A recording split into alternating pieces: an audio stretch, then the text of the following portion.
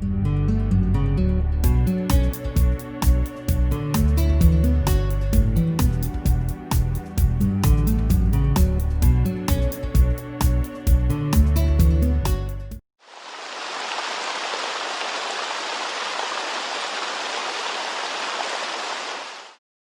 there, welcome to The Sacred Journey. The Sacred Journey is the program that reminds you that life is a wonderful adventure and each and every experience we have is a unique and perfect opportunity for learning. I'm Joyce St. Germain. My guest, George Herrick, may look familiar to you because we just completed another episode and hung up, and I went, no, we need more. So I called him and I said, come back now. And he said, okay. So we're wearing the same clothes because we just finished our first episode, and there was just too much, George, about the Stone Warrior to let it go. I will invite viewers to find the previous episode to find out a little bit more about how this came to be. But I want to invite you to share some of the real, I'll call it the juicy stuff, the visuals, the writing. You're it. Well, first of all, thank you, Joyce, for having me back, and so quickly. It feels like a real gift. Thank you. And you know, I just want to say to the viewers that my experience of you, Joyce, really is a gift. It's not just a gift to be on the show, but your involvement in helping me to heal from cancer, your involvement throughout the years in my life, and you know, we've had a wonderful relationship, with both give and take. I mean, I think I've given to you as well as you giving to me. But so I just want to acknowledge that when we, maybe I could put it this way, when we as human beings really show up for one another with our gifts, with our compassion, it really doesn't matter what shadow or darkness or woundedness or whatever else is happening in our life. When we show up for each other, some magic can happen, and we learn something, or we grow, or we heal, or we just have company in the darkness. And so I just appreciate you being that for me in so many ways over the years. So Thank you. And my world is a better place, and I am a better person because of having you in my life. So I'm deeply grateful. So thank you. You are the person that I would say is the most real person I know. And I know a lot of people because I'm old. and, and that's why I was so excited to see this, because this is really so true to you. And I said I was going to let you have the show. So I'm going to be quiet now. Well, thank you. Thank you. So let me use that as a segue to, you know, everything that we've said as a segue to read this piece. And the first thing I'm going to do actually is show the photograph. You can see that I built the cairn framing the lighthouse at, I think it's in East Haven, either East Haven or the east side of New Haven. So the title of the piece is Be the Soul. 13th century Persian poet Jalaluddin Rumi wrote, "Wherever you stand, be the soul of that place." I would add to that, whatever you do in that place, be also its heart. On any given day, in any situation, you or I may be the difference in someone's life, either to lift their spirits or add to their burden. Many years ago, when I was still drinking, I would sometimes draw scenes on stones. I used permanent ink so they would not fade, because I took them to places in nature where I would leave them to possibly be found by someone else. On one such stone, I drew a lighthouse with a large wave crashing on it. I suppose I was feeling like the waves of addiction were crashing over me, but I was too drunk then to remember now. I signed it and left the stone on a small beach by a reservoir in Connecticut. A number of years later, I was celebrating the opening of a new exhibition at the studio I had at the time. I was long sober at this point. A young woman I had never seen before came up to me and asked, "Are you the George Herrick who draws on stones?" I said, "Yes, I used to do that." She handed me the lighthouse stone and told me that she had found it at a time when she felt hopeless and didn't want to go on. She said the strength of the lighthouse against the pounding of the sea gave her hope. She carried it with her for years.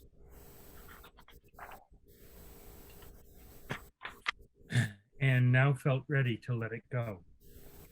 When I saw this art opening in the newspaper, I hoped you were the artist. I wanted you to know that this thing you did made a huge difference in a stranger's life. I never saw her again, and at some point I passed the stone on to someone else. But unknowingly, I once stood as the heart and soul of a place, simply by expressing the truth of my own experience, and it touched the experience of another. We are their mirror, they are ours. Will love somehow be reflected? When I read that part in your book, I got very misty-eyed because you never do things for what the payback is going to be. You don't. You do them because it's who you are, and it's in your heart and soul. But how beautiful to find that if you did have a dream about what could have happened to that stone, it came true.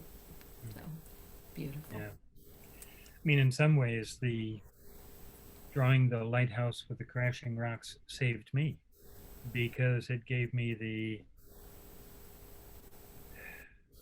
a way of expressing what I was feeling. And to be honest, at the time, I never expected to live long enough that something like that ever could happen. And I certainly didn't expect to ever see that stone again. But And to those are hear the about that and knowing that most of the time when we do something, when we show up as the heart and soul of a place or a moment, we never ever get to find out how that impacted somebody else. yeah. And that was a real blessing. Yeah, I was just going to say sometimes we never know. We never know, and this time you did know. So Yeah. what a blessing and gift for you both. Mm-hmm. Yeah. So this one, I think you'll be able to see the picture. Yes, I I've took this- enlarged you, George, so hopefully this will come out well. Yes. Okay. So this is in the opening of a tree, and part of the root of the tree is sticking out like that. But it looked like a cave to me, and it looked like an eerie cave. So so it felt like the perfect image to go with this piece called The Cave of Cancer. We all have a cave within us, a place where all our shadows and darkness is kept. The various aspects of our denial, delusion, defiance, resistance live in its nooks and crannies. If it is scary to enter the cave of the unknown, it feels outright madness to stay there. Almost every story has that point, usually early on, when the hero looks at the dragon or the ogre or the giant and says, "Screw it, I'm not doing this." I met with the surgeon. There was no question my prostate had to come out. No question that it had to come out soon.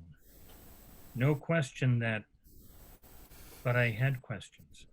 My adult, practical, logical self had questions about the procedure, its necessity, the rush, the credentials and qualifications of the surgeon. Other people had questions too. Why wasn't it caught sooner?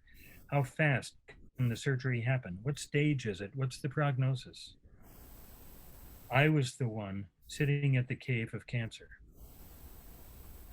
In the fear-based selfishness of the moment, I felt that my questions were the only ones that mattered. And I was not in any hurry to ask them.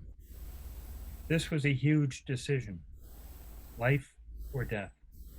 I wanted to mull this thing over, ask the right questions the right way at the right time. I was stalling. I knew it. I wanted to flee. This really couldn't be happening. Not to me. I didn't deserve it. I tried to take care of myself. I'm a good guy. I could go on, and did in my own mind. This is classic denial. I knew it, but I wallowed in it. Screw it. I'm not doing this. It's madness. I'm leaving the cave, and I'll be back when you have a new, different story, Doc. Maybe. Obviously, I did go through with it, and I went through it early. When the doc said he was ready to do the surgery, I said, sure. In fact, he came back early from vacation to do it because it needed to be done quickly. But that cave we have inside of us, and we all have our own version. It is a very, very scary place to be. And I believe if we don't honor our fear, if we either try to stuff it or run away from it, or we're just full of bravado and it's no big deal, I believe we suffer for that. Our fear has something to teach us. And when we ultimately allow ourselves to sit in that cave and be with the fear and touch our humanness, ultimately it leads to a place of grace where the healing, this is touching me even as I say this, where the healing is not only for us, but it ripples out. How we close ceremony by dedicating the merit of what we do to all beings, and that what we do ripples out to touch others, and then to touch others, and then to touch others. That can only happen if we really allow it to touch us. Yeah. So that was my message with the Cave of Cancer. I wanted so much not to enter, and once I was there, I wanted so much not to stay. But I knew that the only way for me to heal was to be there and experience it as it is, and not as I would have liked to pretend it was. And in your book, you shared how early on all the tests came back negative, and by the time they realized you had cancer, it was stage 4. I did not see one syllable in here about resentment or blame or any distraction that would have kept you from healing. Mm-hmm.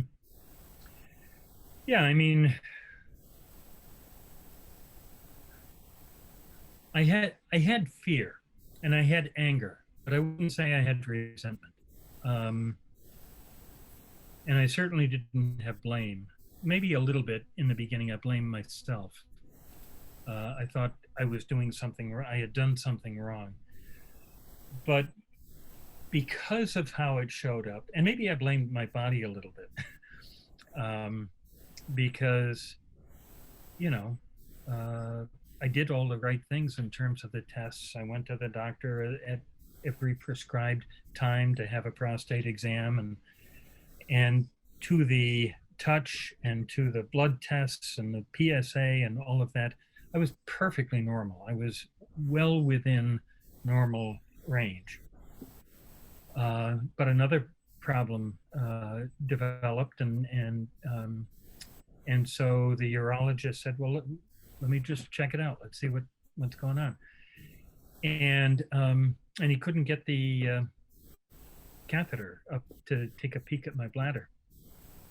So he said, I gotta get you in the hospital and knock you out for a few hours and take a look at what's going on. And so he biopsied just about everything he could biopsy while he was in there, and including the prostate. And it turned out that my prostate was, stage 4A. They call it Gleason 4. 5 + 4 = 9. The doctors go by the Gleason score, and the rest of us go by the stage. And it was aggressive, it was advanced, it was growing very quickly, and they gave me about 18 months if I didn't have it out right away, 18 to 24 months. So, yeah, there was no clue it was coming, but it had to come out right away. And your prognosis now? I have no cancer. I have no cancer, and yeah. Our viewers cannot unsee this. Yeah, so actually, okay, so that leads me to another one. Joy, this one is called. And if you can see this, the dog in the background is blurry, but he's got a huge smile on his face, and he's running up to me in these cairns. And I knew I had to get the picture quickly, because if he came up to the cairns, he'd sniff them and knock them over. So the title is Joy. Are you so busy that joy can only smile at you from a distance? What stories do you tell yourself that stop you from leaping into its arms? As you look to the days, weeks, months, and year ahead, what joy do you see coming? How are you preparing yourself to engage playfully with your life? That was kind of a theme for me. You know, I could suffer the fear, I could suffer the anger, I could suffer the rage, I could suffer the doubt and denial and all of that stuff. And as I said, I gave myself permission to suffer those things, but not for long.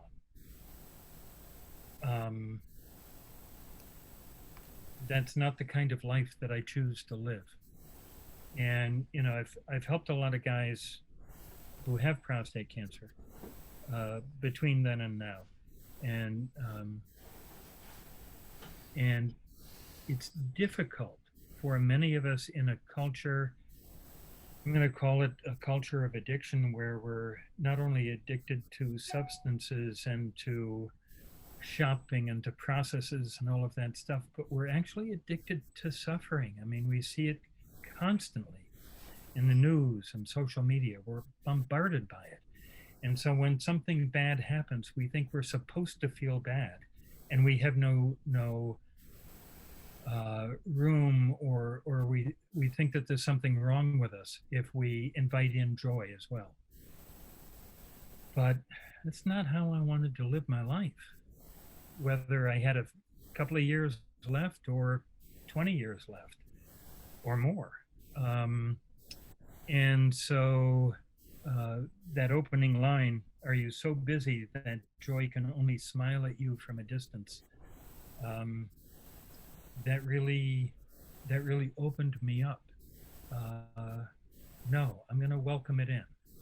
And, you know, when the door is open, when the emotional door is open, and you allow in the joy and you allow in the love, the pain and the hurt and all of that comes with it.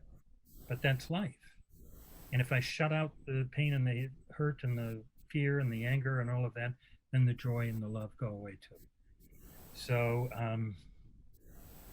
that's where that balance is so important. And we don't want to define ourselves by our woundedness, our pains, our fears, our illnesses, our diseases.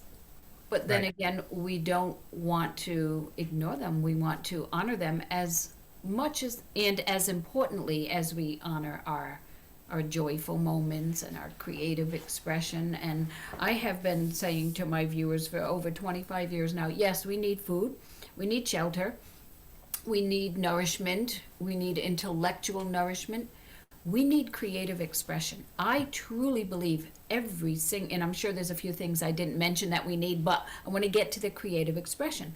I believe everyone needs a vehicle, an avenue, a way to express themselves.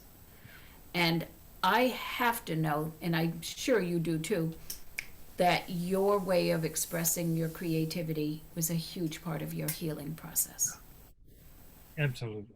I mean, so much research has been done in the last 10, 15, 20 years about the correlation between people who heal well from disease and creative expression. And so I'm all about that. I even shifted how I work with people in my coaching practice to bring in much more of the creativity and ceremony and celebration. So, you know, it's expansive. When we're creative, we're expansive, and when we contract, that keeps whatever is not working. It keeps it locked in, and it's got no place to go but to eat at us. But when we're expansive, we allow the freedom of our emotions and our spirit and our energy and to flow, and that is a far more healing experience. And I think I think what you offer in your book is for those people who have not yet found their way for creative expression. When you are reading or when you are looking at the imagery, you are receiving it. So you, meaning the viewer, the reader, is receiving it. So for that moment, this is theirs. Yeah. These words are healing for them.